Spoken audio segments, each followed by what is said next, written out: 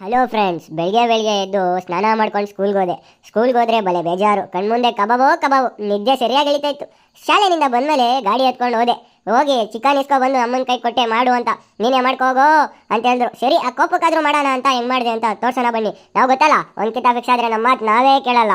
ಮೊದಲಿಗೆ ಒಂದು ಪಾತ್ರೆಯನ್ನು ತಗೊಳ್ಳಿ. ಅದಕ್ಕೆ ಚೆನ್ನಾಗಿ ತೊಳೆದಿರುವಂಥ ಚಿಕನ್, ನಿಂಬೆಹಣ್ಣಿನ ರಸ, ಕಾರ್ನ್ಫ್ಲೋರ್ 1.5 ಸ್ಪೂನ್, ಮೊಟ್ಟೆ 1, ಕರಿಬೇವು ಸೊಪ್ಪು, garam masala, ginger garlic paste, ಮನೇಲೆ ಮಾಡಿರುವಂಥ ಪೇಸ್ಟ್, ಪೆಪ್ಪರ್ ಪೌಡರ್, ಉಪ್ಪು, ಖಾರದ ಪುಡಿ ಅರ್ಧ ಸ್ಪೂನ್, ಪ್ರಾಪರ್ ಮಿಕ್ಸ್ ಕೊಡ್ರಿ.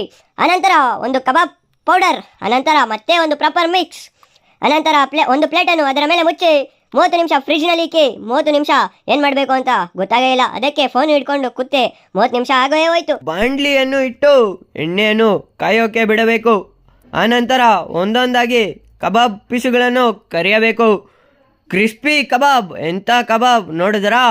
ಅನಂತರ ಒಂದು ಪ್ಲೇಟಿಗೆ ಸರ್ವ್ ಮಾಡಿಕೊಂಡ್ರೆ ರುಚಿಯಾದ ಘಮಘಮವಾದ ಕಬಾಬ್ ರೆಡಿ.